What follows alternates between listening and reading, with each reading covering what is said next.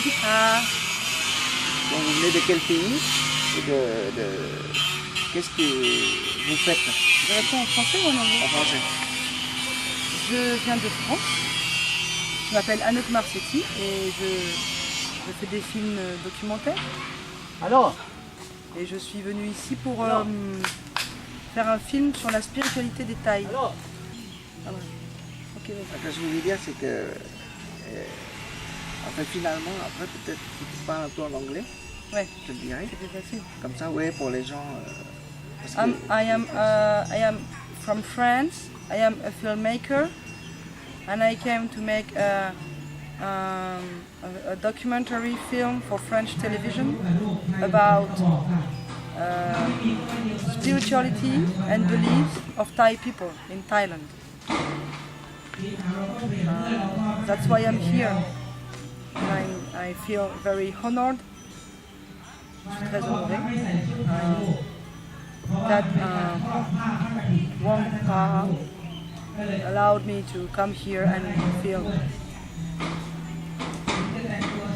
et Tu peux lui traduire? Il va se perdre, traduis maintenant. Il va perdre tout son cerveau après. Prends pas เขาบอกว่าเขาชื่อมานามอนุกมาจากฝรั่งเศสนะครับทำสารคดีเกี่ยวกับพระพุทธศาสนาในประเทศไทยสำหรับช่องที่ฝรั่งเศสและเขามีความภาคภูมิใจมากที่ได้รับอนุญาตจากหลวงพ่อที่ให้เขาสามารถได้ถ่ายทำในวัดภายในวัดแล้วก็ได้สอบถามแล้วก็ได้ข้อมูลอะไรได้มากมายในการที่จะไปเผยแพร่พระพุทธศาสนาของเราให้กับชาวต่างชาติได้รับรู้ครับ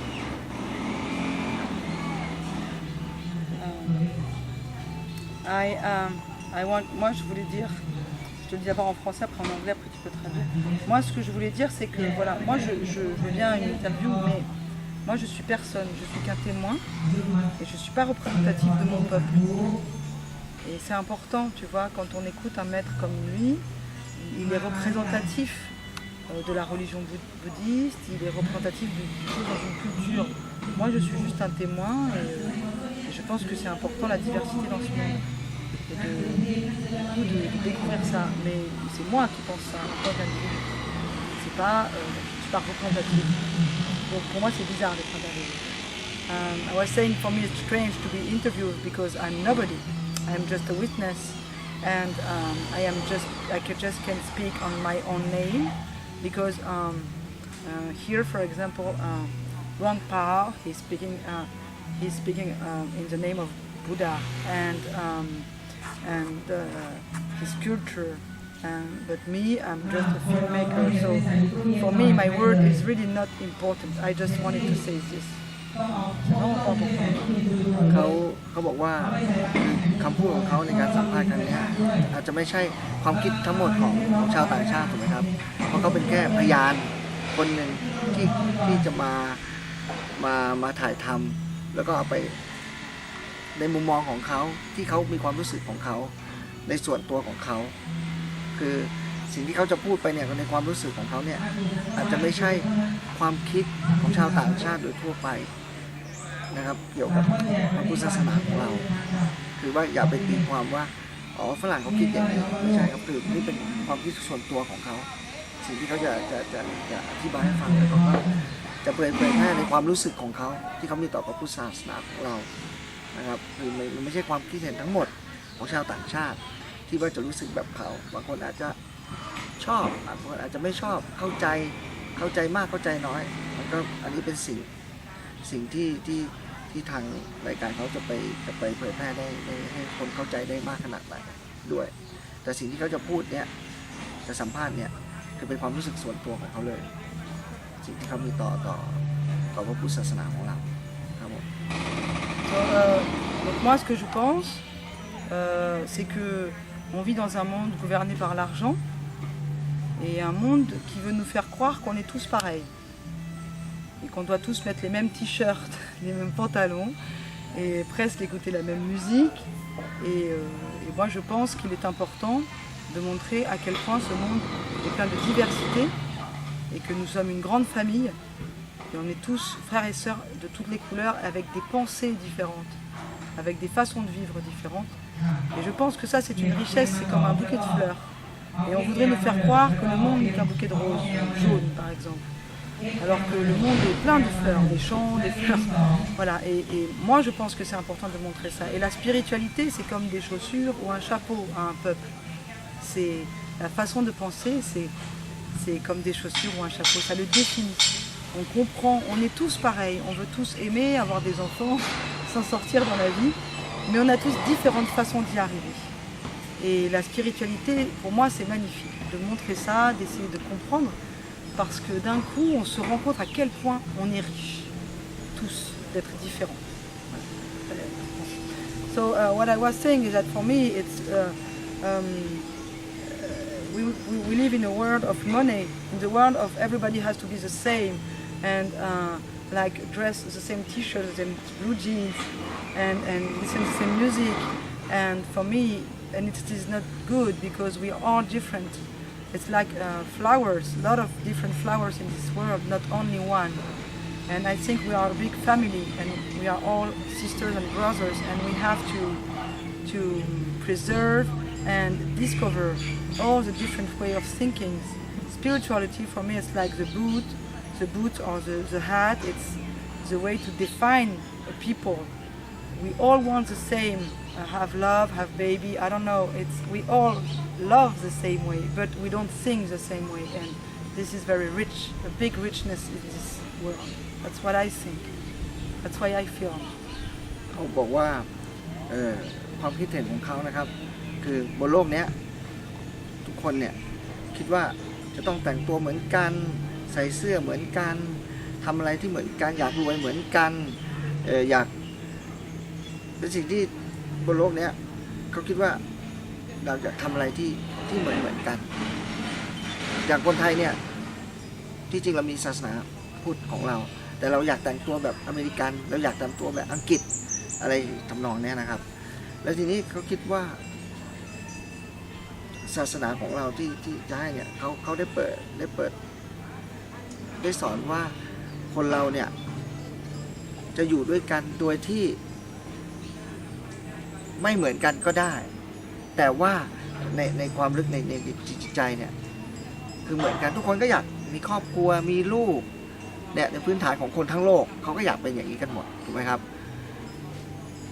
และสิ่งที่เขาคิดว่าที่เขาบอกผมก่อนที่จะสัมภาษณ์ว่าศาสนาพุทธได้สอนอะไรที่มากกว่าและเป็นจริงมากกว่าที่จะเป็นศาสนาอื่นซึ่งศาสนาอื่นก็ดีนะครับไม่ใช่ว่าไม่ดีแต่ว่าความรู้สึกของเขาว่าศาสนาพุทธได้ของความเป็นจริงที่มากกว่าและก็ที่ลึกซึ้งกว่าและเข้าใจได้ง่ายกว่าสำหรับคนทั่วไปไม่มีปาฏิหาริย์มีแต่ความเป็นจริงถูกไหมครับแล้วเขาคิดว่าคนเราเนี่ยบนโลกนี้สามารถอยู่ด้วยกันได้โดยที่ไม่ต้องแบ่งแยกสีผิวไม่ต้องแบบแยกชนชั้นวรรณะใช่ไหมครับและศาสนาพุทธเนี่ยสามารถที่จะเอาสิ่งเหล่านี้แล้วก็ทุกชนชั้นวรรณะมารวมกันได้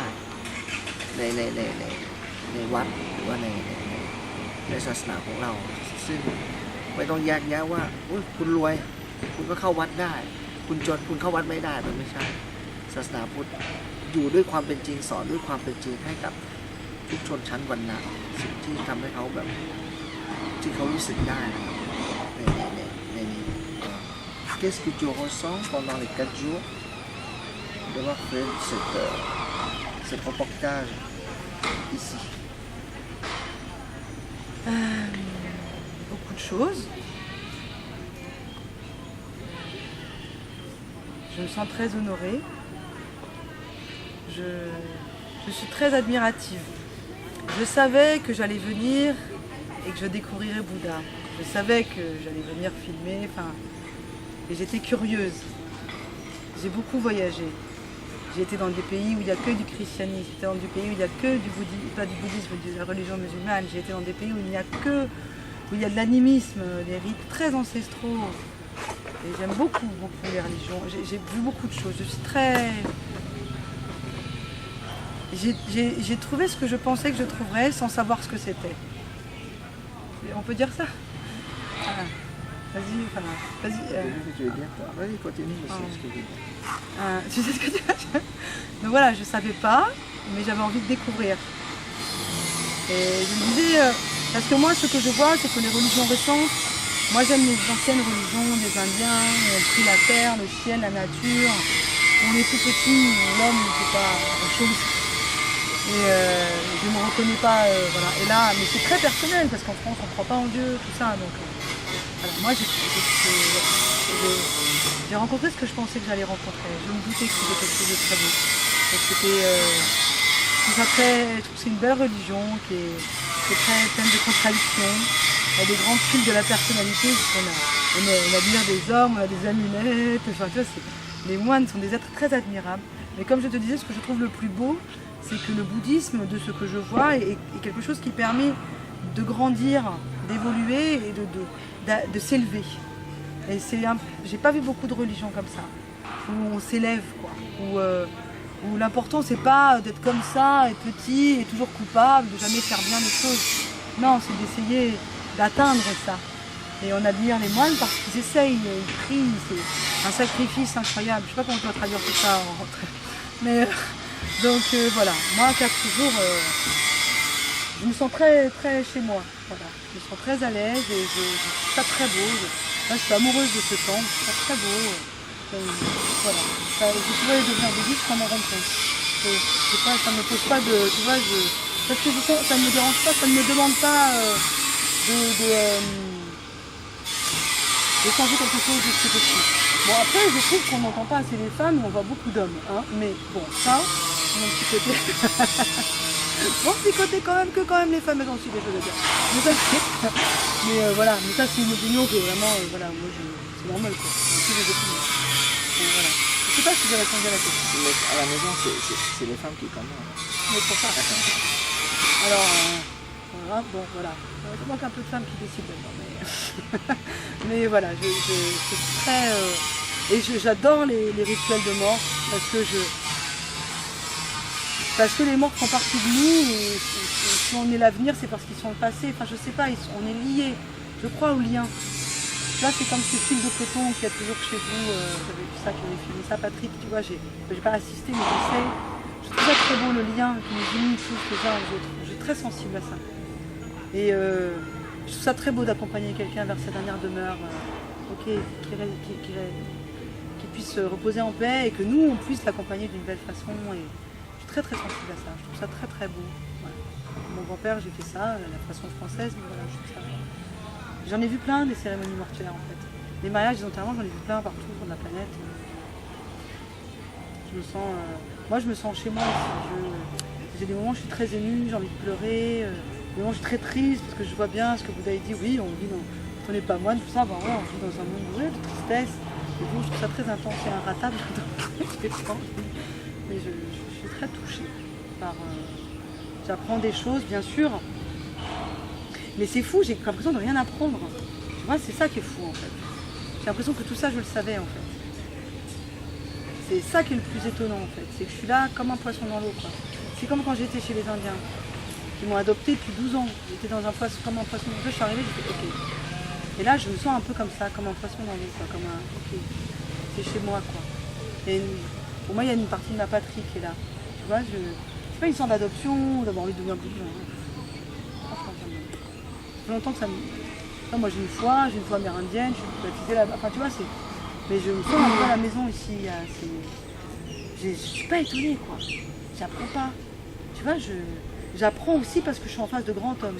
C'est un honneur. C'est pas les premiers. Hein. En fait, je réalise, toi, avec toi, je parle beaucoup, je réalise que j'ai vu plein de grands hommes dans ma vie, en fait. Parce qu'à chaque fois, je cherche un peu ça quand même.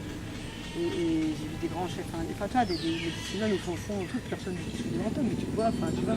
Donc, je suis très sensible à cette grandeur d'âme. Et là, t'apprends parce que rien que d'être côte à côte, la grandeur, elle rejaillit sur toi. C'est comme la lumière, ça éclaire tout, tu vois. Donc, côte à côte, forcément, t'apprends. Forcément, l'humilité, t'apprends aussi, c'est très important. des gens qui sont supérieurs, des gens qui sont inférieurs, c'est important. Mais il y a aussi quelque chose comme si j'apprenais pas, comme si c'était quelque chose que je sais déjà, quoi. C'est l'ordre des choses, tu vois. Il y a des religions, j'ai pas l'impression que c'est l'ordre des choses, elles me mettent très en colère.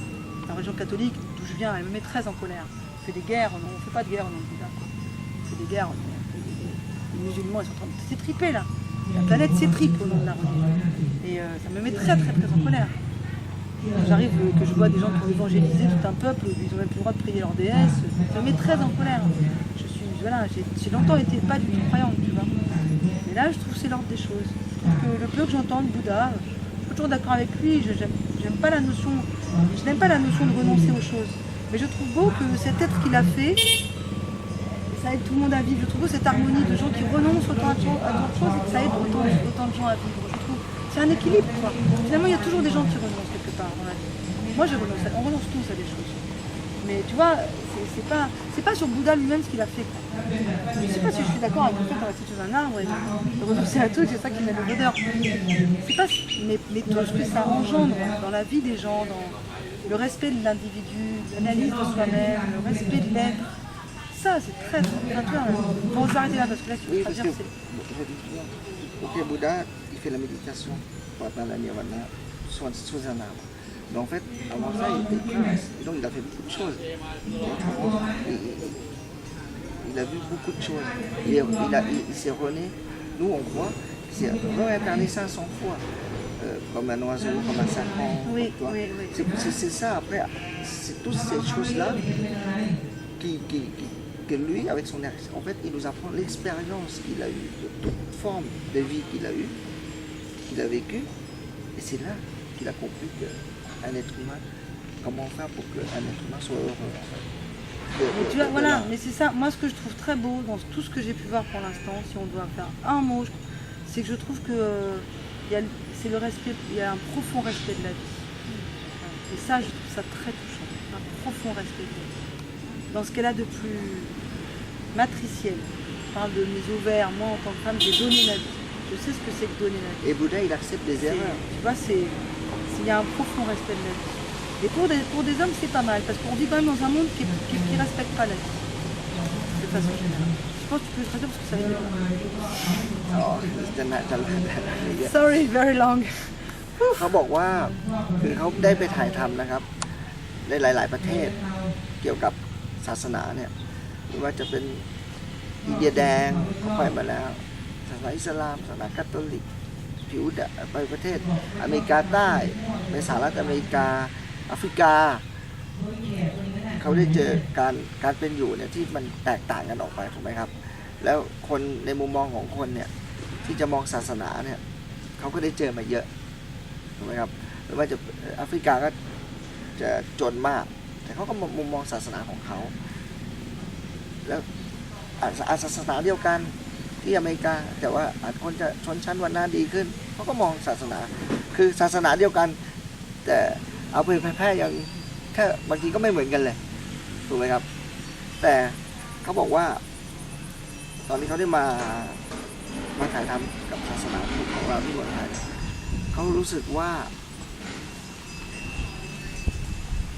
ศาสนาพุทธเนี่ยในเมืองไทยนะครับได้เผยแพร่ให้กับทุกคนทุกชั้นวรรณะของคนไม่ว่าคุณจะจนหรือรวยคุณเข้ามาในคุณมีสถานเดียวกันคือหลวงพ่อเขาจะ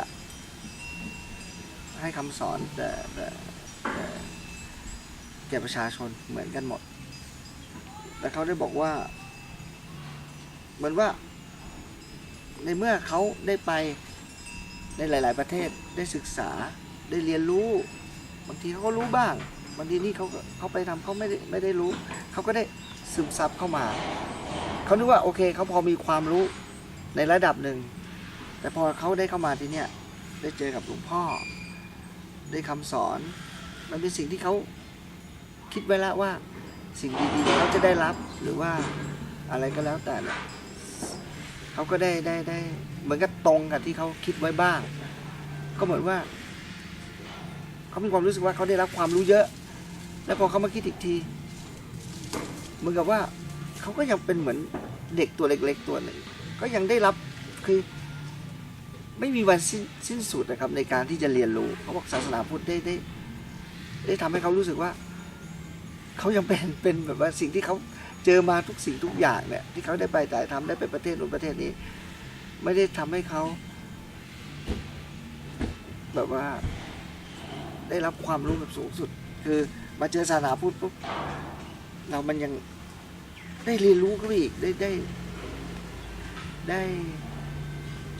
ด้สิ่งใหม่ๆเหมือนกับว่าเขาจะเป็นเด็กทารกที่เพิ่งจะเรียนรู้ชีวิตอีกนะครับทั้งที่เขาเจออะไรมาเยอะแยะแล้วเขาเคยไปถ่ายทำในหลายๆประเทศนะครับเกี่ยวกับการเผาศพเนี่ยหรือว่าการฝังศพเนี่ยแอฟริกาที่เขาก็ได้ไปเจอมาเยอะแล้วเขามีความรู้สึกว่าคนเราเนี่ยหรือว่าจะเป็นศาสนาพุทธของเราด้วยดีนะครับที่มีการแบบเผาศพหรือฝังศพให้เราได้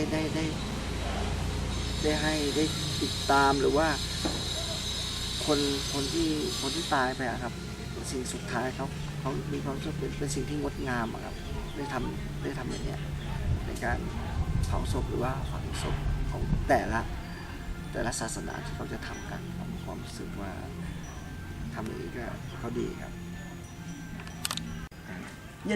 Moi, ce que je trouve une des belles leçons ici, c'est qu'il y a des paroles, il y a des gens dont on écoute les mots parce qu'ils ont beaucoup réfléchi, longtemps. Alors chaque chose qu'il dit, tu vois, moi j'aime pas qu'on me dise quoi faire par exemple, tu vois, je range ça. Mais je trouve beau le fait que ces hommes se consacrent à la méditation, à la prière, et du coup ils ont le droit non pas de donner des leçons, mais en tout cas de dire ce qu'ils pensent.